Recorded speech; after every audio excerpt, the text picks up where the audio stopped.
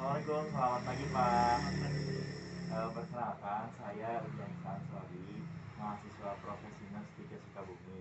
Nah, sebagaimana yang telah kita kontrak di kemarin, hal ini saya akan memberikan psikoedukasi terkait bencana alam tanah longsor dan simulasi penanganan awal pada korban bencana tanah longsor. Bagaimana?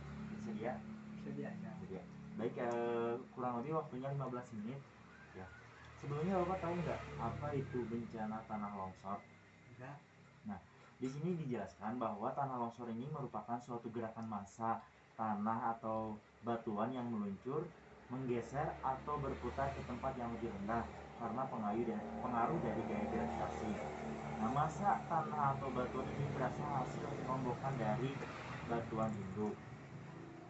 Nah, tanah longsor ini terjadi akibat dari adanya gaya geser yang lebih besar daripada gaya tahan dari massa tanah tersebut. Nah, ini contoh seperti gambar tanah longsor. Kalau ini di gambar ini dicontohkan bebatuan yang mengalami gerakan tanah longsor seperti ini. Nah, lalu mengapa tanah longsor sering terjadi di Indonesia? Oke. Nah, karena yang pertama, Indonesia ini terletak di daerah tropis, lalu terletak di antara tiga lempeng tektonik, yaitu Eurasia, Pasifik, dan Hindia Australia. Kita bahas yang pertama karena Indonesia ini berada di daerah tropis. Nah, yang menyebabkan curah hujan lebih tinggi sehingga pelapukan kimia berjalan intensif. Nah, akibat dekompensasi yang intensif, pembentukan tanah menjadi pasif pula sehingga terbentuk tanah yang tebal. Lalu yang kedua, terletak di antara tiga lempeng tektonik. Dampaknya banyak sekali terdapat pegunungan di Indonesia. Lalu banyak pegunungan, berarti banyak lahan yang memiliki lereng terjal. Lalu banyak lereng terjal yang menyebabkan peluang longsor menjadi lebih besar. Nah, ini salah satu gambar tektonik, lempengan tektonik yang ada di Indonesia. Sampai di sini Bapak paham? Nah, jadi mengapa Indonesia sering terjadi longsor, apalagi di kampung kita? Karena tadi Indonesia ini terletak di tiga lempeng iklim tropis. Pak, kita lanjut ya Pak.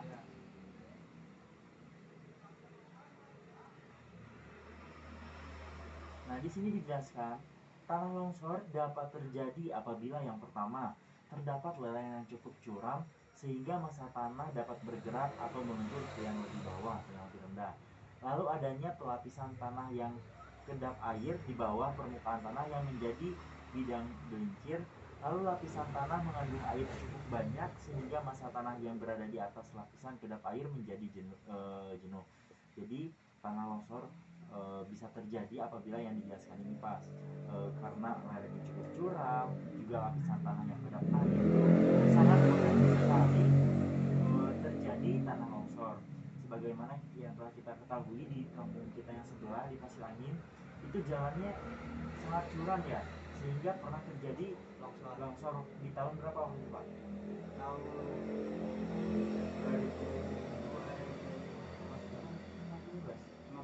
2015an ya? Nah, itu salah satu faktor terjadinya longsor di kampung Pasir Angin itu. Nah, faktor lain yang mempengaruhi terjadinya tanah longsor di sini yang pertama ada kelerengan, tekstur tanah yang lembab, lalu permeabilitas tanah, ketebalan solium tanah, pelapukan buatan, dan kondisi dinding terjal. Lalu bagaimana dampak tanah longsor? Nah, sebelum saya jelaskan, kira-kira Bapak tahu nggak dampak dari terjadinya bencana tanah longsor? Ah, tidak tahu. Oke, kita jelaskan. Yang pertama, kesuburan tanah akan menurun. Kita ketahui bahwa daerah yang rawan longsor atau yang pernah terjadi longsor itu kesuburan tanahnya akan menurun sehingga sulit sekali kalau dilakukan atau dibudidayakan untuk cocok tanam. Lalu rusaknya lahan pertanian sudah jelas ya Pak, yang di kampung sebelah itu pertaniannya jadi semakin menurun dan jelek.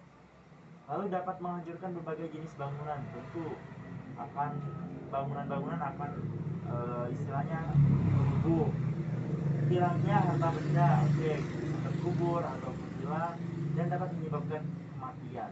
Nah, kalau boleh tahu Pak, yang di daerah Pasir Angin itu kemarin ada korban jiwa nggak? Nggak ada. Nggak ada. Alhamdulillah ya Pak, berarti kita masih dilindungi. Oke. Lalu bagaimana antisipasi untuk menyikapi tanah longsor di daerah kita ini? Yang pertama, pada saat hujan deras, jangan bermain di bawah lereng curam yang rentan longsor. Mungkin Bapak udah punya anak, anaknya jangan dibiarkan ketika hujan deras itu bermain di daerah rawan tanah longsor. Lalu jangan membangun rumah di bawah lereng curam yang rentan tanah longsor. Nah, kira-kira di sini ada nggak Pak warga yang masih mendirikan bangunan di bawah lereng? Iya, nggak ada ya. Berarti setidaknya masyarakat sudah paham dan sudah tahu bagaimana antisipasi yang mereka lakukan. Lalu apabila sudah terlanjur membangun rumah, maka pada saat terdengar gemuruh gerakan massa tanah, segeralah keluar dari rumah dan lari mencari tempat yang aman. Oke, itu menjadi penanganan awal. Dan juga berikan pertolongan kepada keluarga yang rumahnya terkena longsor. Itu merupakan antisipasi terjadinya bencana tanah longsor. Lanjut Pak. Lanjut. Sedikit lagi ya Pak. Nah, lalu bagaimana kesiapsiagaan masyarakat dalam upaya penanggulangan bencana tanah longsor? Kita ketahui bahwa kesiapsiagaan bencana ini ada 3 fase. Yang pertama, kesiapsiagaan pra bencana atau sebelum bencana. Lalu yang kedua, kesiapsiagaan saat bencana. Dan yang ketiga, kesiapsiagaan pasca bencana atau setelah bencana. Kita bahas dulu kesiapsiagaan yang pertama, kesiapsiagaan pra bencana, yaitu yang pertama tidak menebang atau merusak hutan sebagai upaya antisipasi dari tanah longsor. Lalu melakukan penanaman tumbuh-tumbuhan berakar kuat seperti bambu, akar wangi, lamtoro dan sebagainya pada lereng-lereng yang gundul. Lalu membuat saluran air hujan. Kira-kira di sini sudah ada belum Pak saluran air hujan? Daerah sini udah ada. Itu udah baik ya Pak. Dan juga membangun dinding penengah di lereng-lereng yang terjal, memeriksa keadaan tanah secara berkala dan mengukur tingkat kederasan hujan. Itu merupakan kesiapsiagaan prabencana. Jadi masyarakat harus lebih waspada lagi ketika hujan deras ini. Lalu yang kedua, kesiapsiagaan saat bencana. Yang pertama, segeralah keluar dari daerah longsoran atau aliran runtuhan ke bidang yang lebih stabil. Oke, kalau misalkan di sini ada tanah longsor yang di belakang itu ketika hujan, agar waspada dan juga kalau misalkan sudah ada tanda-tanda longsor, segera keluar dari rumah. Lalu bila melarikan diri tidak memungkinkan, lingkarkan tubuh seperti bola dengan kuat dan lindungi kepala. Posisi ini akan memberikan perlindungan terbaik untuk badan Anda. Jadi kalau misalkan orang warga sini tidak sempat keluar rumah, cara yang kedua seperti ini Pak, maaf ya Pak,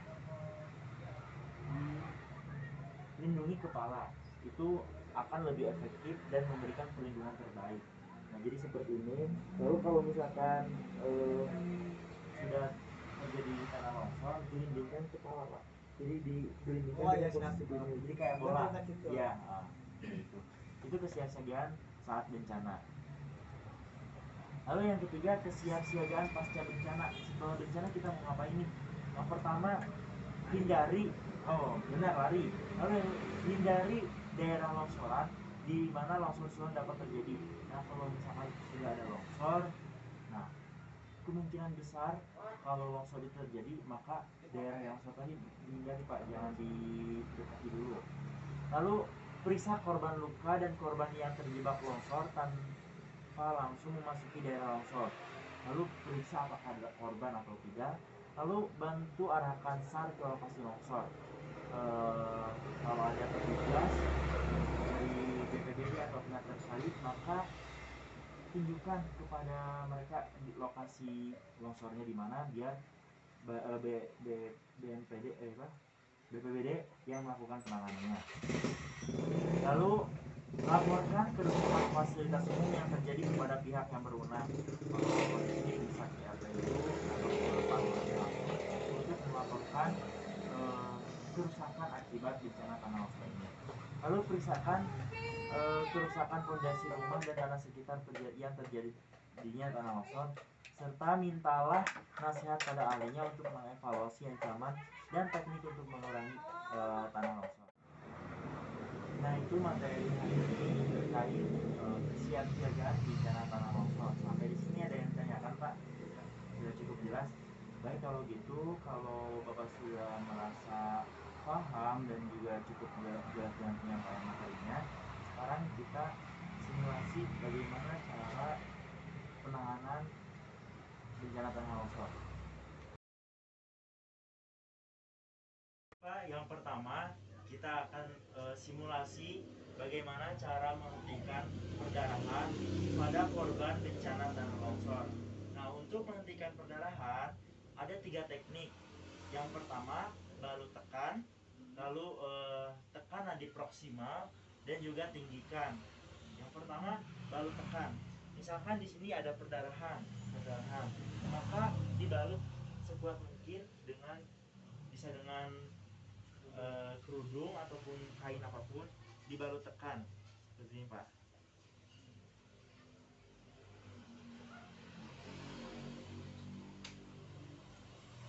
Supaya tidak terjadi perdarahan. Lalu yang kedua, bisa tekan nadi proksimal. Di mana tekan nadi proksimal ini nadi yang paling dekat dengan jantung, yaitu di sini. Misalkan di sini perdarahan. Nah, tekannya di atasnya, Pak. Biar apa? Biar perdarahannya berhenti. Berarti tekan nadi proksimalnya di sini bisa ditekan secara langsung, bisa menggunakan alat bantuan, boleh dengan kain ataupun kerudung apapun itu. Jadi perdarahan di sini akan tertutup atau terhenti. Lalu yang ketiga, bisa tinggikan. Ditinggikan itu seperti ini, Pak. Misalkan di sini perdarahan, korban perdarahan, maka kakinya diataskan, Pak. Oh iya. Diataskan. Enggak dikeataskan supaya perdarahannya tidak keluar. Itu. Sampai di sini paham, Pak? Jadi untuk cara mengatasi perdarahan ada berapa macam? 3 macam. Yang pertama, kanan, ya. Lalu Tengahkan ke atas. nadi proksimal. Lalu yang ketiga, tentukan, tinggikan. tinggikan. Oke. Lalu yang kedua, Pak, tadi kan ini perdarahan. Ya. Bagaimana kalau fraktur, Pak? Fraktur atau patah tulang. Pasiennya tertimbun ketika udah dibantu patah tulang. Nah, bagaimana cara mengatasinya? Yang pertama, lakukan bidet, Pak. Ini saya sudah bawa bidetnya. Oh iya. Di bidet seperti ini. Sebelum melakukan bidet, periksa dulu full sensori motoriknya. Pertama, tekan nadinya apakah nadinya teraba atau tidak. Lalu suruh pasien untuk menggerakkan kakinya. Dan yang ketiga, gelitiki apakah ada relaksasi geli atau tidak di kakinya. Setelah semuanya normal, baru pasang bidet. Nah, sebelum dipasang bidet, kalau tulangnya sudah reposisi, maka langsung bidet. Tapi kalau tulangnya belum reposisi, masih seperti ini, dilakukan traksi dulu, Pak. Ditarik sekuat mungkin sampai terdengar suara truk. Kalau sudah seperti itu, lakukan bidet. Kanan dan kiri. Alangkah lebih baiknya dikasih bantalan di sini. Coba minjem plastik itu. Nah, ini contohnya seperti bantalan, misal disimpan di sini, di kanan dan di kiri. Boleh dipegang, Pak, maaf, dibantu. Nah, lalu diikat dengan tali. Cara mengikatnya seperti ini.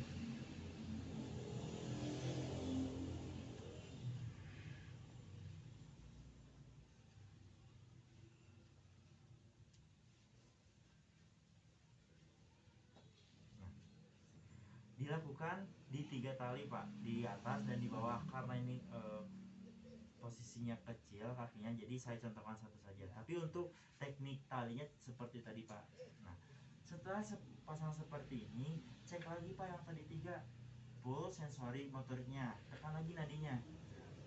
Kalau bidet itu jangan terlalu pincang dan jangan terlalu longgar ininya, taliannya, karena kalau kencang ditakutkan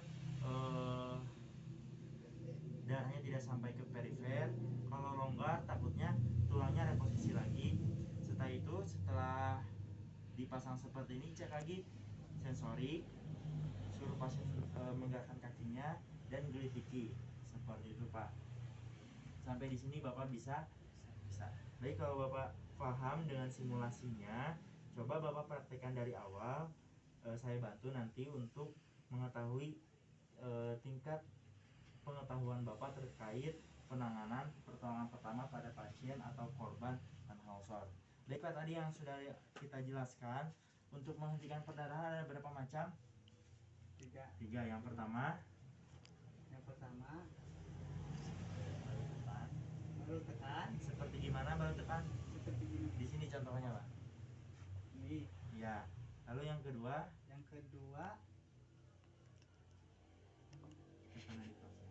Tekanan di propeksi maksimal. Boleh dicontohkan, ditekankan seperti gimana? Gini. Ya. Boleh dengan bantuan bisa menggunakan tali atau Kain. Lalu yang ketiga? Kalau yang ketiga angkat, diangkat atau ikan supaya darahnya nggak keluar. Itu untuk cara menghentikan perdarahan. Lalu yang kedua, bagaimana cara mengatasi pasien atau korban yang mengalami patah tulang? Sok dipraktekkan seperti apa Pak? Nah, sebelum dipasang bidai, cek dulu apanya Pak? Nadinya, terus Gelitikin dulu bawahnya, terus lalu ya, jari-jarinya gerakan.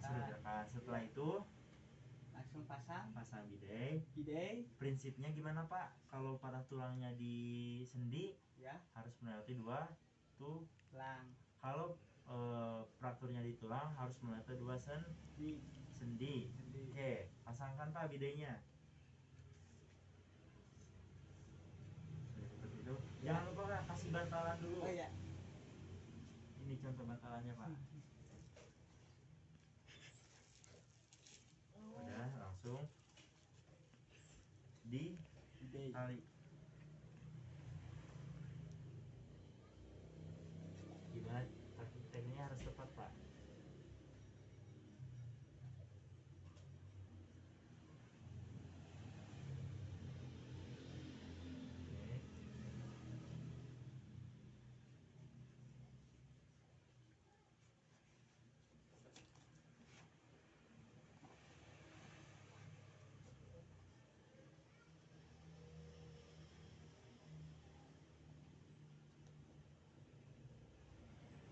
Setelah ditarikan seperti ini, cek lagi apanya Pak? Nadinya di mana? Di sini. Ya. Lalu di bawah gelitiki, gelitiki. apakah ada resesi geli atau tidak. Ya. Terus Gerakin disuruh jari-jari. ya. Setelah itu, untuk pengikatan tali jangan terlalu Kencang dan jangan terlalu kendor atau longgar. Oke, sampai di sini Bapak sudah bisa? Oke.